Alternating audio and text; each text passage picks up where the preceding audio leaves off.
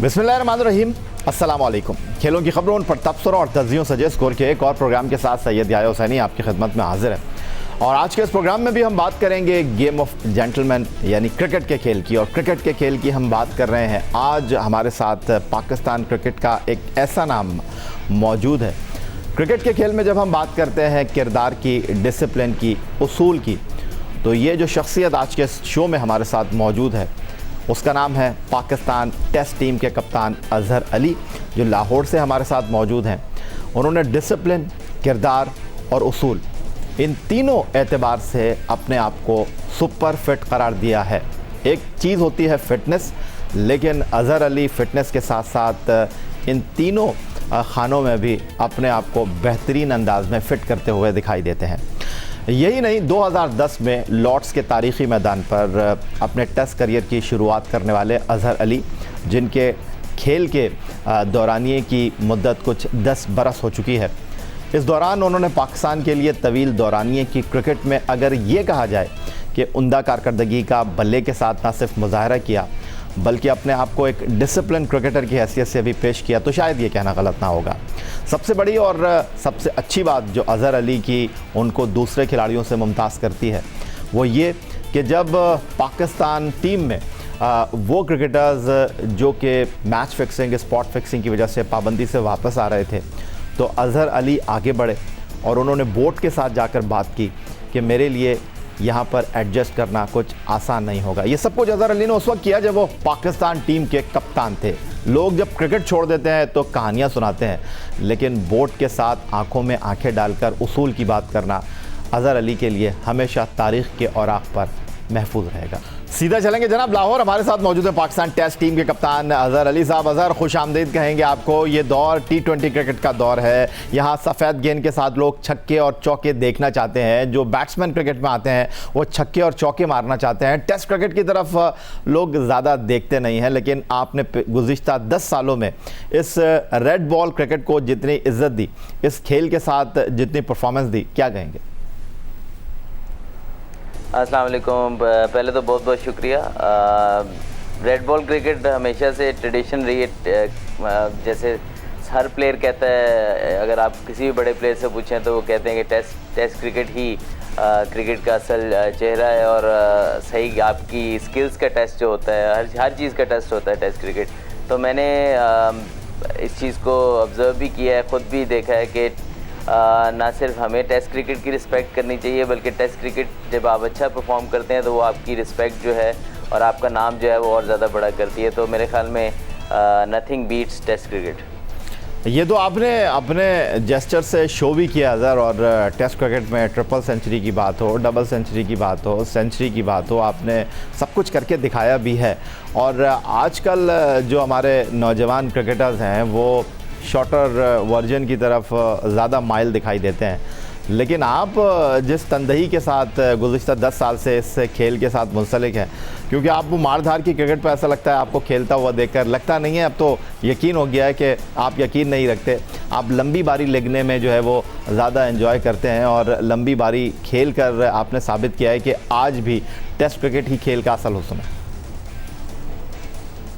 देखिए, obviously white ball cricket जो आजकल की जो डिमांड्स हैं वो तो अपनी जगह सही हैं, और जो प्लेयर्स उस में अच्छा परफॉर्म कर रहे हैं और अपने जैसे नौजवान क्रिकेटर्स जितने आ रहे हैं वो उन्होंने एक नेक्स्ट लेवल पे वनडे क्रिकेट को, T20 क्रिकेट को लेके गए हैं। स्पेशली अगर आप देखें ऐसी टीमें जैसे ऑस्ट्रेलिया हो गई, इंग्लैंड हो गई, इन्होंने पूरी जो क्रिकेट का, वनडे क्रिकेट का स्टाइल है वो चेंज करके रख दिया है।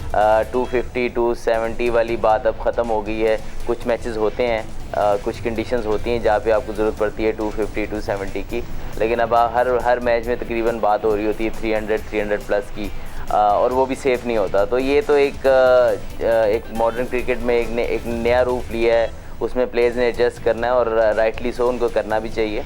लेकिन मैं ऑब्वियसली अब ये बात छिड़ी है तो मेरा ख्याल है अगर प्लेयर ने अगर आगे बढ़ना है और हर फॉर्मेट में अच्छा खेलना है, अगर वो टेस्ट क्रिकेट अच्छी खेल सकता है तो मेरे ख्याल में वो हर फॉर्मेट में एडजस्ट कर सकता है। तो मेरा ख्याल में यंगस्टर्स जितने सुन रहे हैं उनको मेक श्योर करना चाहिए जो फर्स्ट क्लास क्रिकेट है पाकिस्तान की या कहीं भी अगर किसी और कंट्री से भी खेल रहे हैं तो अपनी डोमेस्टिक क्रिकेट में 4 डे क्रिकेट में अगर वो अच्छा परफॉर्म करेंगे और इसी तरह अपने आप को उधर अपनी टेक्निक को अच्छा बेहतर कर लेंगे तो वाइट बॉल क्रिकेट उनके लिए ऑलरेडी आसान हो जाएगी। क्योंकि सम टाइम होता है आपके पास शॉर्ट्स बहुत ज़्यादा होते हैं, लेकिन आप कभी कभी स्ट्रगल करते हैं अपनी उस रिदम में खेलते हुए, लेकिन फिर आप आउट ऑफ फॉर्म होते हैं, फिर आपको बेसिक्स ही वापस फॉर्म में लेके आती हैं, वो आपको टेस्ट क्रिकेट सिखाता है। नहीं, अब लेकिन हमारी इन बातों से पहले 2 सवालात से ऐसा नहीं है कि आप कहीं हमारी बात को अपने दिल पर ले जाएं। आपने वाइट बॉल क्रिकेट से भी अच्छा परफॉर्म किया इधर, और हम यहाँ पर अपने देखने वालों को बताना चाहते हैं कि जब आज से ठीक 2 साल पहले पाकिस्तान इंग्लैंड में ICC चैम्पियंस ट्रॉफी जीता था तो वहाँ आपका बड़ा मेजर कंट्रीब्यूशन था और वाइट बॉल क्रिकेट के इस टूर्नामेंट में आपने बड़ी उम्दा कारकर्दगी का मुजाहरा किया था सरफराज अहमद की क़यादत में। जब पाकिस्तान ICC चैम्पियंस ट्रॉफी की ट्रॉफ़ी उठाने में कामयाब रहा था, वहाँ आप पाकिस्तान की जीत में अहम किरदार अदा करने में कामयाब रहे थे और टूर्नामेंट के इब्तदाई मैच में भारत के ख़िलाफ़ आपने निफ सेंचुरी स्कोर करके जो है वो इवेंट का आगाज़ किया। फिर इंग्लैंड के ख़िलाफ़ सेमीफाइनल में आपने 76 रन की बड़ी वैल्यूएबल इनिंग ऐड की पाकिस्तान की इनिंग्स में। भारत के ख़िलाफ़ फाइनल में आपने 59 रन की इनिंग खेली और फ़खर जमान के साथ सेंचुरी पार्टनरशिप की और इवेंट के 5 मैचों में 3 निफ सेंचुरियों के साथ अजहर ने 228 रन स्कोर किए। जी जनाब, आपने देखी अजहर अली की चैम्पियंस ट्रॉफी 2017 में बल्लेबाजी की कुछ झलकियां और अब अजहर से पूछ लेते हैं। अजहर, आपके करियर के चंद यादगार लम्हात में ये चैम्पियंस ट्रॉफी तो ज़रूर शामिल होगी और लोग आपको एक टेस्ट बैट्समैन की हैसियत से जानते हैं, लेकिन पाकिस्तान ने जो चैम्पियंस ट्रॉफी जीती एक बैट्समैन की हैसियत से आपने उसमें बड़ा मेजर रोल प्ले किया। क्या कहना चाहेंगे कि कितना आपके लिए वो याद रखने वाला, याद करने वाला लम्हा है? नहीं, बिल्कुल, जैसे हर खिलाड़ी जो उस टीम का हिस्सा था उसके लिए यादगार है, मेरे लिए भी उतना ही यादगार है, बल्कि थोड़ा इसलिए ज़्यादा यादगार होगा क्योंकि उससे एक सीरीज़ पहले मैं टीम में नहीं था और उसमें मेरा कमबैक हो रहा था और मेरा एक ही ICC का वाइट बॉल क्रिकेट एक ही इवेंट मैंने खेला है और इसलिए मेरे लिए बहुत खुशी की बात है कि मैं एक टूर्नामेंट खेला लेकिन अल्हम्दुलिल्लाह उसमें हम चैम्पियन हुए। और जिस तरह की खुशी बाद में हमारी कौम को हुई और जिस तरीके से हमें वेलकम किया गया, मेरे ख्याल में मेरे कैरियर में उससे ज़्यादा हाई टाइम शायद ना आया हो in terms of achievement as a team. जब हम एज ए कलेक्टिव हमने कोई चीज़ अचीव की और उसके बाद इतनी पज़िराई मिली, इतने लोगों ने खुशी मनाई उसकी, और पाकिस्तान एक किस्म का तो रमज़ान था अगेन और ईद से पहले एक ईद होगी पाकिस्तान की, तो मेरे ख्याल में वो उस चीज़ को एक्सप्लेन करना बहुत मुश्किल है। आज भी वो जब भी उस चैम्पियंस ट्रॉफी का जिक्र होता है तो दोबारा से वही फीलिंग्स आ जाती हैं और वही नज़ारे सामने आते हैं कि जिस तरीके से लोग हमें वेलकम कर रहे थे, जिस तरीके से लोग खुशी मना रहे थे, तो मेरे ख्याल में सब टीम मेंबर्स के लिए बहुत यादगार था और मेरे लिए भी उतना यादगार है। अजहर, डू यू थिंक वो जो आपने चैम्पियंस ट्रॉफी में 5 मैचों में 3 निफ सेंचुरी के साथ 228 रन स्कोर किए, कहीं एक लम्हे के लिए आपने सोचा हो कि Azhar this is the right time कि अब वाइट बॉल क्रिकेट में भी जगह पक्की है आपकी टीम में और इंग्लैंड में जाकर रन्स करना, 5 मैचों में 3 निफ सेंचुरी बनाना और नई बॉल के साथ बैटिंग करना आसान नहीं था, लेकिन आपकी ये जो बात थी वो ज़्यादा देर लोगों को हज़म नहीं हुई और आप ऐसा लग रहा था कि अब आप जो हैं वो पाकिस्तान टीम में जेल हो जाएंगे, टेस्ट क्रिकेट की जिस तरह आप लाजिम और मलजूम हैं, आप वनडे टीम में भी हो जाएंगे।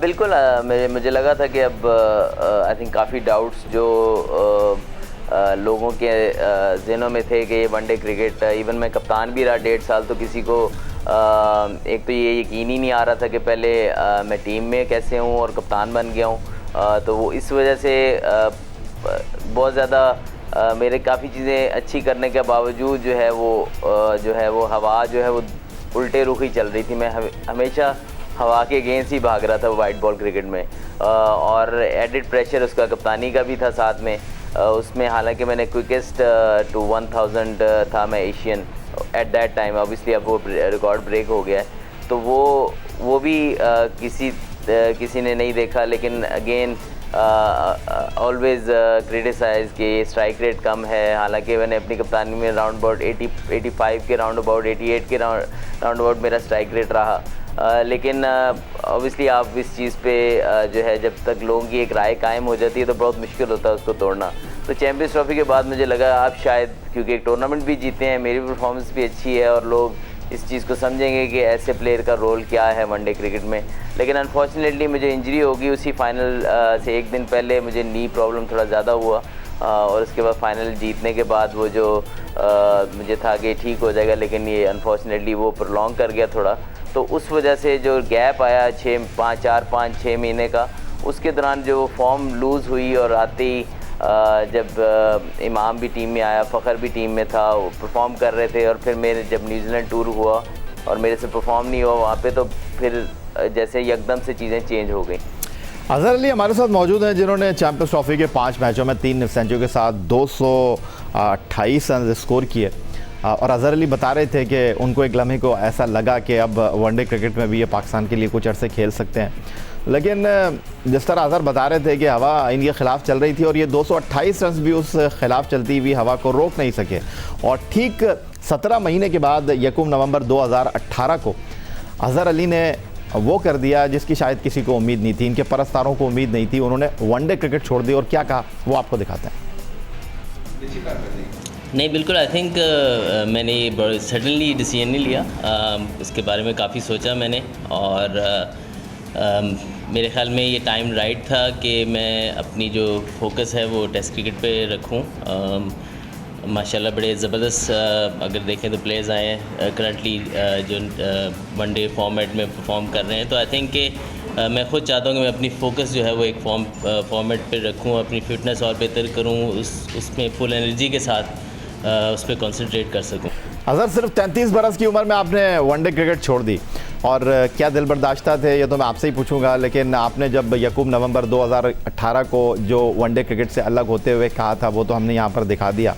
लेकिन 33 बरस की उम्र में तो खिलाड़ियों का टीम में कमबैक होता है, और ऐसा क्या हुआ आपके साथ कि आपने कहा कि नहीं अब मैं कंसंट्रेट करूंगा टेस्ट क्रिकेट की तरफ। आप जैसे क्रिकेटर्स को कंसंट्रेट करने की ज़रूरत नहीं है, क्योंकि आप लोग तो ऑटोमेटिक सिलेक्शन है तवील दौरानिए की क्रिकेट का। तो फिर ऐसा क्या हो गया कि आपने वनडे क्रिकेट को ही टाटा बाय बाय कह दिया?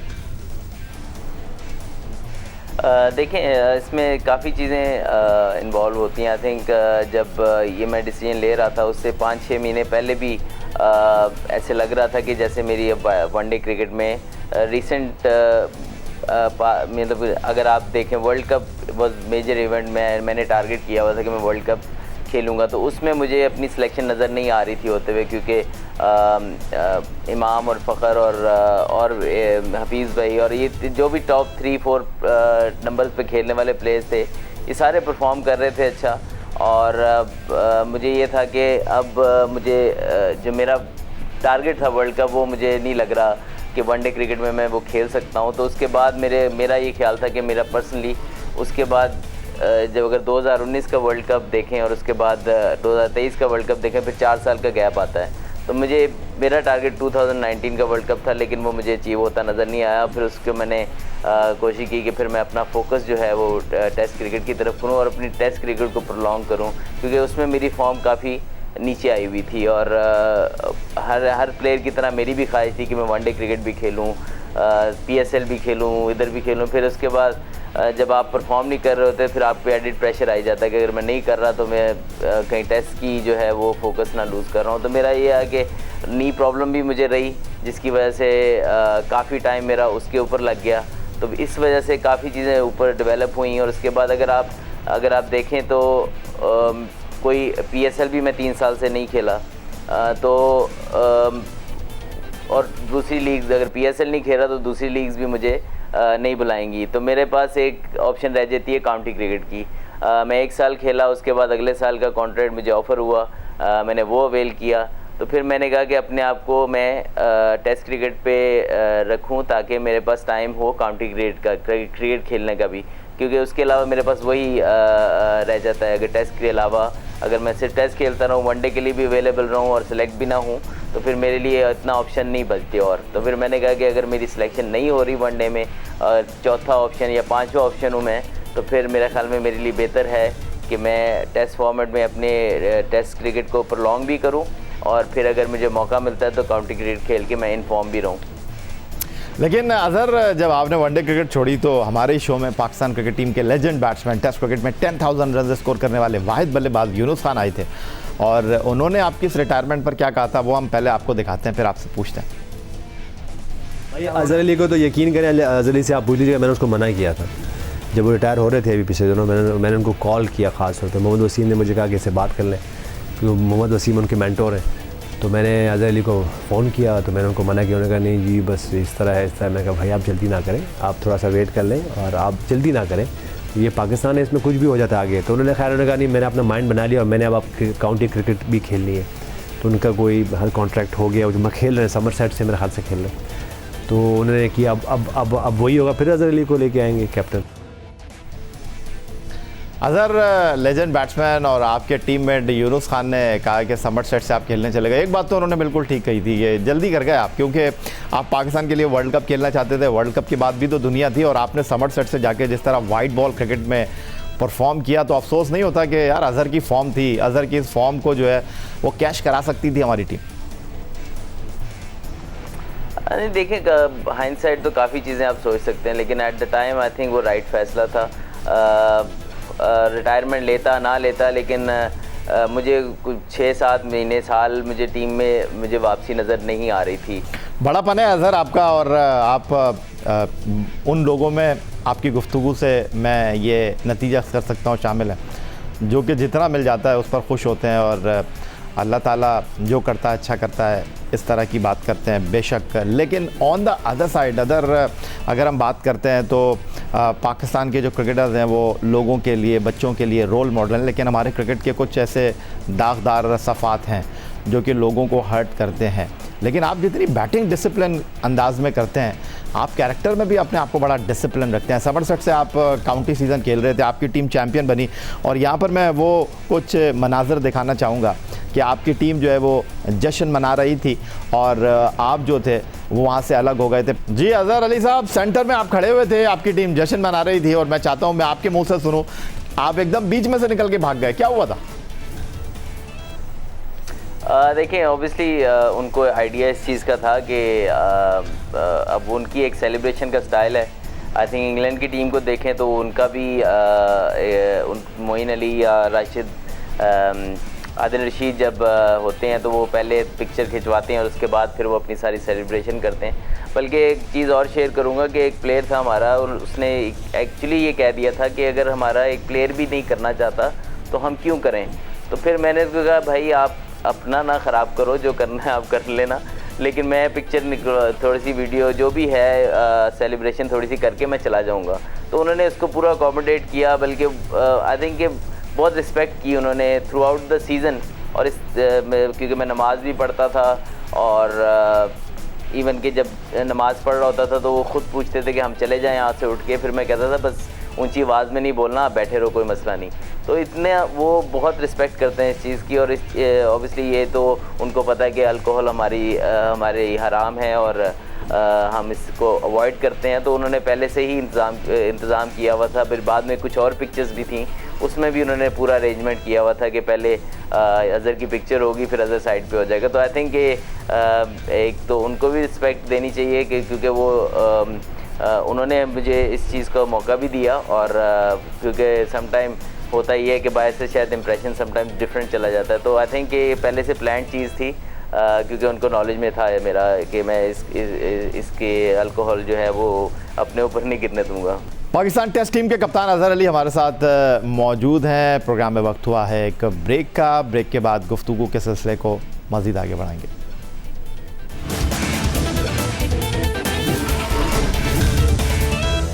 पाकिस्तान टेस्ट टीम के कप्तान अज़हर अली हमारे साथ मौजूद हैं। गुफ्तगू के सिलसिले को मज़ीद आगे बढ़ाते हैं। आपकी तवील दौरानिए की जो परफॉर्मेंस है वो अगर आज इस शो में मैं डिस्कस करने बैठ जाऊं तो मेरा ख्याल है उसके लिए हमें एक अलग से ही शो करना पड़ेगा। लेकिन कुछ चीज़ें हमने जमा की हुई हैं जो हम आपके साथ डेफिनेटली शेयर करना चाहेंगे। पहले वो 4 तस्वीर दिखाते हैं जिनमें आप भी शामिल हैं और उसकी जो इम्पोर्टेंस है वो ये है कि पाकिस्तान ने 1952 में टेस्ट क्रिकेट शुरू की और पाकिस्तान ने 400 टेस्ट मैच अब तक खेल लिए हैं, लेकिन सिर्फ 4 ही ऐसे खिलाड़ी हैं टेस्ट क्रिकेट में।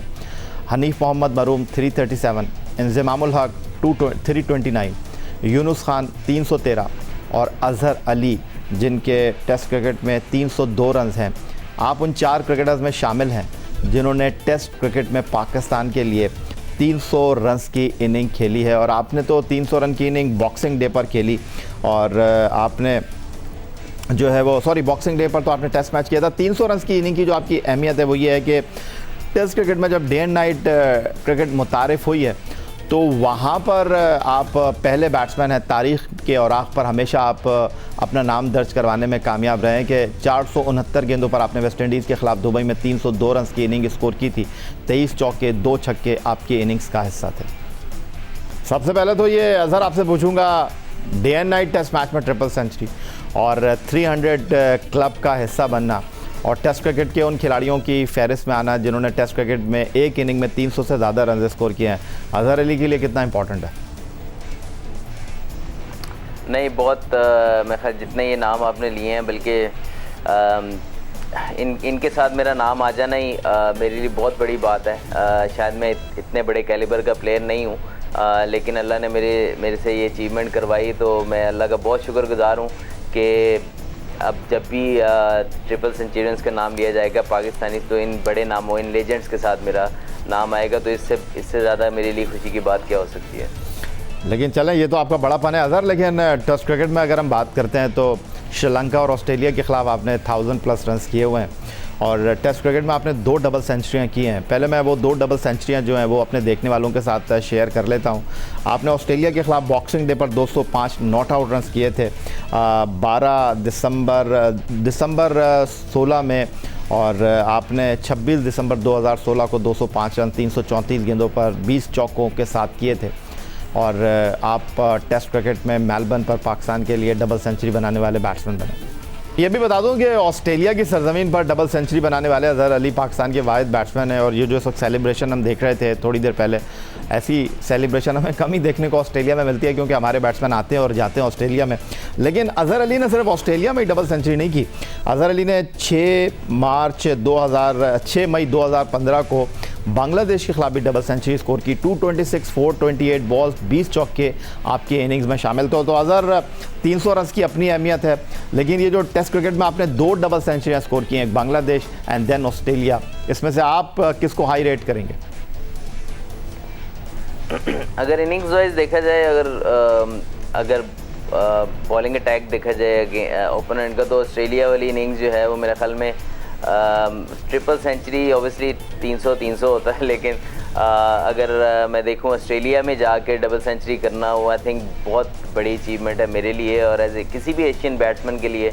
हमेशा वो यही करते हैं कि ऑस्ट्रेलिया में जाके रन्स करने हैं, हमने इंग्लैंड जाके रन्स करने हैं, या हमने न्यूजीलैंड, या इस तरह की कंडीशन में जो हम यूज़ टू नहीं है, जिसके पेस एंड बाउंस जो होता है वहाँ पे वो डिफरेंट होता है टोटली। आपके शॉट्स उस तरह डेवलप नहीं हुए होते, क्योंकि आप ज़्यादातर क्रिकेट लो बाउंस क्रिकेट पे खेलते हैं जहाँ पे इतना बाउंस नहीं होता। तो उन जगहों पे जाके स्कोर करने का अपना मज़ा है। और उस पूरा टूर जो था मेरा, स्पेशली टेस्ट मैचेस जो थे वो बहुत ज़बरदस्त गए थे।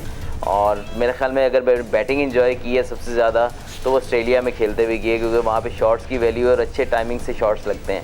तो मैं फिर भी समझता हूँ कि 205 की जो इनिंग्स थी ऑस्ट्रेलिया के अगेंस्ट, वो मेरी लाइफ की जो है वो बहुत मोस्ट मेमोरेबल इनिंग और बहुत ज़बरदस्त इनिंग्स मैं समझता हूँ है। आप कुछ बात कर लेते हैं जनाब आपके कैप्टनसी रिकॉर्ड के हवाले से। आप इस वक्त पाकिस्तान टेस्ट टीम के कप्तान हैं, और जब 2015 वर्ल्ड कप के बाद मिसबाउल हक ने एडिलेड में शाहिद आफरीदी के साथ अपना आखिरी वनडे इंटरनेशनल खेला, तो आप मिसबा की रिटायरमेंट के बाद पाकिस्तान वनडे टीम के कप्तान बने। और वनडे टीम की कप्तानी का सफ़र आपके लिए कुछ ज़्यादा अच्छा नहीं रहा, लेकिन इनफरादी कारकर्दगी के मामले में आपने हमेशा बेहतरीन परफॉर्मेंस का मुजाहरा किया। 31 मैचों में 1153 रन आपने स्कोर किए, 3 सेंचुरियों और 5 निप सेंचुरियों के साथ। लेकिन क़यादत के मामले में अगर हम बात करते हैं तो आपको इतनी कामयाबियाँ नहीं मिली। 31 मैचों में सिर्फ 12 मरतबा आपकी क़यादत में टीम जीती, और 31 में से 18 मैचों में जो है टीम को नाकामी का सामना करना पड़ा। तो आप समझते हैं कि वो जो मिसबाउल हक की जाने के बाद आपको वनडे टीम की कप्तानी दी गई थी, क्या उसके मामलात थे? आप इंडिविजुअली तो बड़ा अच्छा परफॉर्म कर रहे थे, लेकिन टीम को लड़ा नहीं पा रहे थे, या आपके ख्याल में कुछ मुश्किल सीरीज़ आ गई थी जिसकी वजह से आपकी कप्तानी का सफ़र जो है वो कुछ अच्छा नहीं रहा? देखिए, सबसे बड़ा तो उस वक्त बहुत बड़ा चैलेंज था कि आपके 2 से 3 सीनियर प्लेयर्स जो हैं वो टीम से निकल रहे हैं। फिर आपका जो मेन वेपन रहे थ्रू आउट, अगर आप 2010 से अगर 2016-15 तक देखें तो उनके दौरान जब सबसे ज़्यादा हमने वनडे क्रिकेट में कामयाबी जो हासिल की थी वो या अच्छा परफॉर्म किया था, वो मिडिल पीरियड में हमारे पास सईद अजमल, शाहिद अफरीदी और मोहम्मद हफीज़ तीनों इकट्ठा प्रेशर बनाते थे। तो वो मिडिल पीरियड में वो मिसिंग था। उसके अलावा काफ़ी अरसे से हम इवन दुबई में भी सीरीज़ 3 साल पहले से भी नहीं जीत पा रहे थे। सिर्फ श्रीलंका या आई थिंक एक और टीम थी, हम उनके अगेंस्ट सीरीज़ जीते हुए थे। उसके अलावा हम वनडे क्रिकेट में काफ़ी स्ट्रगल कर रहे थे। अवे जाके फिर भी हमने अच्छा परफॉर्म किया था। साउथ अफ्रीका को हराया था साउथ अफ्रीका में, इंडिया को हराया था इंडिया में ही। मैं अपने कप्तानी से पहले की बात कर रहा हूँ। लेकिन जैसे ही मैंने 2015 के वर्ल्ड कप के बाद कप्तानी संभाली तो काफ़ी टीम रीबिल्डिंग प्रोसेस में भी थी। मेरे लिए भी नया एक्सपीरियंस था, मैं कमबैक भी कर रहा था, काफ़ी सारी चीज़ें इकट्ठी थी। लेकिन फिर वही बात है कि हम जब रीबिल्डिंग स्टार्ट करते हैं तो वो बहुत जल्द रिवर्स गियर लगा देते हैं और हम रीबिल्डिंग कह लें उसको या टीम को बनाना कह लें, वटेवर कह लें आप उसको, तो हम बहुत जल्दी भूल जाते हैं कि इसको प्रोसेस में समटाइम आपको शिकस्तें आती हैं, समटाइम आपको ऐसे चैलेंजेस का सामना करना पड़ता है जिसमें आपको मुश्किलात होंगी। फिर जो मुश्किल डिसीजन आपने किए होते हैं और आप समझते हैं कि वो ठीक हैं, फिर उन पर साबित कदम रहना पड़ता है। लेकिन अनफॉर्चुनेटली फिर जाके थोड़ा सा आहिस्ता आहिस्ता पैर उखड़ना शुरू हो जाते हैं जब रिज़ल्ट्स नहीं आते। और इसमें समटाइम आई नो के मीडिया के ख़िलाफ़ बात नहीं मैं कर रहा, एक टोटली एक जब हम हारते हैं तो फौरी तौर पे क्रिटिसिज्म शुरू हो जाता है। राइटली सो परफॉर्मेंस में होना चाहिए, लेकिन आई थिंक कि जब बात होती है कंसिस्टेंसी की, फिर अब जब कंसिस्टेंसी नहीं रहती सिलेक्शन में, फिर ये बात होती है कि जी कंसिस्टेंट नहीं है, बहुत सारे प्लेयर ट्राई कर रहे हैं और अगर हम वही प्लेयर थोड़ी देर खिलाएं तो वो अगर जीतना आए, हार मिल जाए, तो फिर वो मसला ये दरपेश होता है कि जी आप हारी भी जा रहे हैं और सेम टीम खिलाई जा रहे हैं। तो बहुत सारे चैलेंजेस सामने होते हैं, तो हर कोई उस पर साबित कदम नहीं रह पाता। तो वो चैलेंज मुझे लगा कि उस 1.5 साल में बहुत ज़्यादा था कि जिसको हर बंदा जो अपने उसमें था उसने थोड़ा थोड़ा अपना जब हम उस तरह रिज़ल्ट नहीं आए तो थोड़ा थोड़ा उससे हाथ खींचा और अब रिज़ल्ट की तरफ जाना शुरू हो गए बहुत जल्दी। पाकिस्तान टेस्ट टीम के कप्तान अजहर अली हमारे साथ मौजूद हैं। प्रोग्राम में वक्त हुआ है एक ब्रेक का। ब्रेक के बाद गुफ्तगू के सिलसिले को मज़ीद आगे बढ़ाएंगे।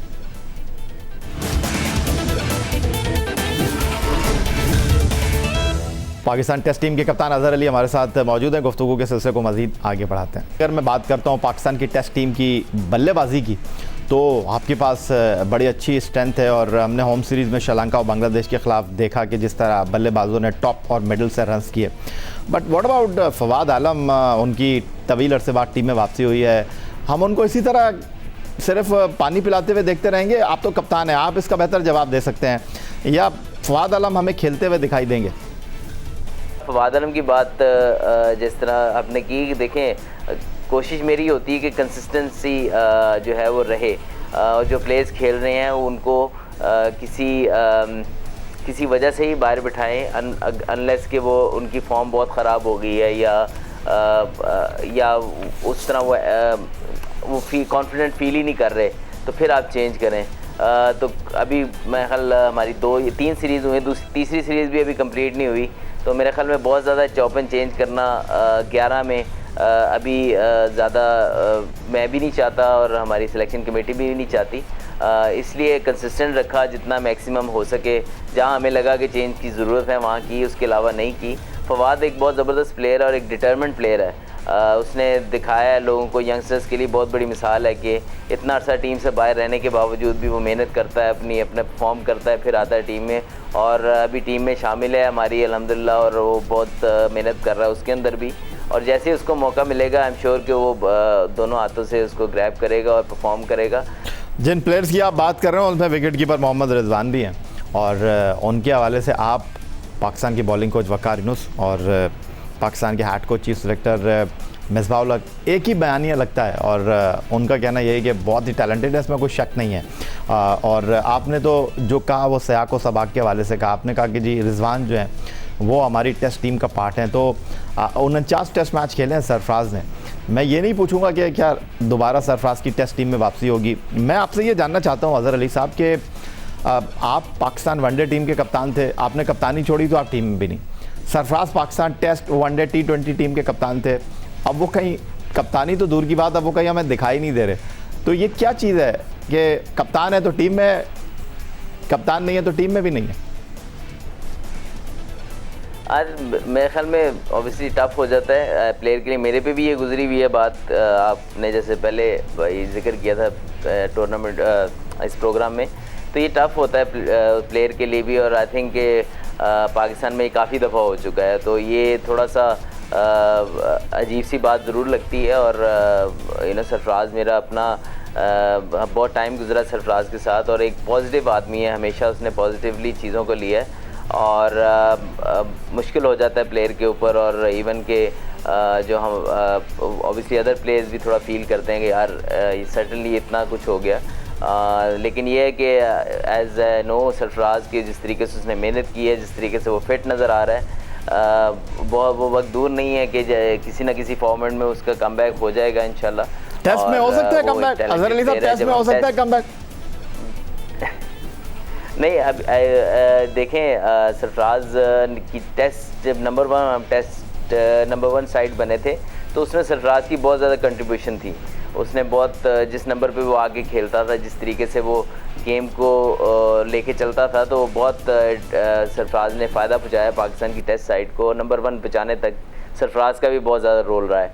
तो सरफराज के एज ए टेस्ट प्लेयर बहुत इंपॉर्टेंस है। जैसे मैंने पहले कहा फवाद के या किसी और प्लेयर के बारे में, उस तरह ये कहूँगा कि अगर रिजवान को अब लेके आए हैं, रिजवान ने ऑस्ट्रेलिया में अच्छी बैटिंग भी की है, अभी यहाँ पे कीपिंग भी आप देख रहे हैं थ्रू आउट अच्छी कर रहा है, तो हम यकदम से ये नहीं कर सकते कि यार रिजवान को सरफराज, क्योंकि हमारा बड़ा एक्स्ट्रॉर्डिनरी प्लेयर रहा है और अभी आगे भी इंशाल्लाह परफॉर्म करेगा पाकिस्तान के लिए। और जिस तरीके से वो मेहनत कर रहा है, तो मुझे इसमें उनका बहुत आगे काफ़ी साल नज़र आ रहे हैं सरफराज के, जो कि वो पाकिस्तान को सर्व कर सकता है। तो मेरे ख्याल में अभी फ़िलहाल क्योंकि रिजवान ने परफॉर्मेंस दी हुई है और उसको भी अभी इतने मैचेस नहीं हुए खेलते हुए, तो उसको ज़ाहिर बात है उसको भी फेयर चांस मिलना चाहिए। उसने जब सरफराज पाकिस्तान टीम में था तो उसने पाकिस्तान ए की तरफ से बहुत सारे रन्स बनाए थे, लेकिन क्योंकि आगे जगह नहीं बन रही थी तो उसने वेट किया, अब उसको मौका मिला है और वो परफॉर्म कर रहा है। तो आई थिंक जिस फॉर्मेट में अगर वो परफॉर्म कर रहा है तो आई थिंक उसको भी हक बनता है कि वो पूरा उसको मौका मिले। और सरफराज की अगर क्वालिटीज़ की बात की जाए तो वो बहुत ज़्यादा हैं, और इंशाल्लाह मुझे बहुत उम्मीद है कि वो पाकिस्तान क्रिकेट को आगे बहुत ज़्यादा सर्व कर सकता है। कोविड-19 पेंडेमिक और खेलों के मैदान बंद हो गए, ताले लग गए, और अब उन मैदानों को खोलने की बात हो रही है अजहर अली साहब, और लोग बात कर रहे हैं कि जनाब अगर ये मैदान खुले तो फिर मैच ज़रूर होंगे लेकिन बिना तमाशाइयों के। अभी जर्मनी में फ़ुटबॉल के मैचेस हो रहे हैं, बिना तमाशाइयों के हो रहे हैं, और अब बात हो रही है कि पाकिस्तान टीम इंग्लैंड जा रही है और वहाँ भी कुछ बड़े सख्त SOPs के साथ इम्कानात हैं। क्रिकेट इंग्लैंड और क्रिकेट पाकिस्तान के दरमियान मुज़ाकरात हो रहे हैं कि ये सीरीज़ मुमकिन हो जाए। एक खिलाड़ी की हैसियत से आप क्या सोच रहे हैं अजहर अली साहब, क्या ये सब कुछ इतना आसान होगा? क्या बग़ैर तमाशाइयों के मैदान में खेलना, डोमेस्टिक क्रिकेट आप खेलते रहे हैं, लेकिन वहाँ जाना, 15 दिन क्वारंटीन होना, फिर उसके बाद खेलना, मैदान से होटल, होटल से मैदान, यही रूटीन, कितना आसान और कितना मुश्किल? अच्छा, दो चीज़ें इसमें हैं। देखें, आई डोंट नो कि अब जब लाइफ जितनी है अब वो नॉर्मल तो नहीं है, क्योंकि हम भी बाहर जाते हैं, अभी कोई भी चीज़ करते हैं तो सबसे पहले मास्क पहनते हैं, सब कुछ करते हैं, प्रिकॉशन मैक्सिमम करने की कोशिश करते हैं, और कोशिश करते हैं मैक्सिमम घर में ही रहें। तो इस चीज़ के हिसाब से तो अब लाइफ को हमने एडजस्ट करना है। आसान तो नहीं है किसी किस्म का, किसी तरीके से भी आसान नहीं है कि जिस तरह लाइफ अब नॉर्मल नहीं है तो क्रिकेट भी जब वापस होगी या कोई भी अदर स्पोर्ट्स है वो नॉर्मल तरीके से शायद ना हो। कुछ अर्सा तो हमें ये चीज़ बर्दाश्त करनी पड़ेगी और एडजस्ट करना पड़ेगा। दूसरी चीज़ ये है कि हमने कितना अर्सा दुबई में टेस्ट क्रिकेट खेली है, स्पेशली टेस्ट क्रिकेट, जिसमें हम शायद क्राउड ढूंढते थे कि कहीं से तो 50-60 लोग देखने आ जाए मैच। तो वो हमें तो आदत रही है खाली ग्राउंड में, खाली ग्राउंडों में, खाली स्टेडियम्स में मैच खेलने की। जब तक ये लाइफ नॉर्मल नहीं हो जाती, शायद हमें इसी चीज़ पे जो है वो लोगों पे एतमाद भी करना पड़ेगा, लोगों को SOPs भी ऐसी बनानी पड़ेगी कि प्लेस की और जो भी इन्वॉल्व हैं, ब्रॉडकास्टर्स हैं, जो भी हैं, उसके अंदर जो भी लोग इन्वॉल्व हैं वो सेफ़ एनवायरनमेंट में रहेंगे। उसके अलावा हमें जो है वो एडजस्ट करना पड़ेगा इस टाइम में। Thank you very much Azhar Ali साहब। 78 टेस्ट मैच, 5,919 रन बनाने वाले पाकिस्तान टेस्ट टीम के कप्तान की गुफ्तगू आपने सुनी। मुख्तलिफ मौज़ूआत पर पाकिस्तान टेस्ट क्रिकेट का मुस्तकबिल, पाकिस्तान क्रिकेट को किस तरह देख रहे हैं, अपनी क्रिकेट में जो यादगार लम्हात अजहर अली के थे, आज हमने उनके साथ आप तक उन तमाम चीज़ों को शेयर किया। ये गुफ्तगू आपको कैसी लगी? आपकी राय का हमें इंतज़ार रहेगा। ट्विटर पर आप मुझे फॉलो कर सकते हैं, फेसबुक पर हमारा पेज score.geo-news, जहाँ जाकर आप इस प्रोग्राम के क्लिप्स एक बार फिर देख सकते हैं, और आप हमें ईमेल कर सकते हैं score@geo.tv पर और अपनी राय का इजहार कर सकते हैं। इस दुआ, इस उम्मीद, इस तवक्को के साथ कि पाकिस्तान में खेल और खिलाड़ी तरक्की करते रहें, सैयद याहिया हुसैनी को स्कोर की पूरी टीम के साथ अगले प्रोग्राम तक के लिए इजाज़त दीजिए। अल्लाह हाफ़िज़।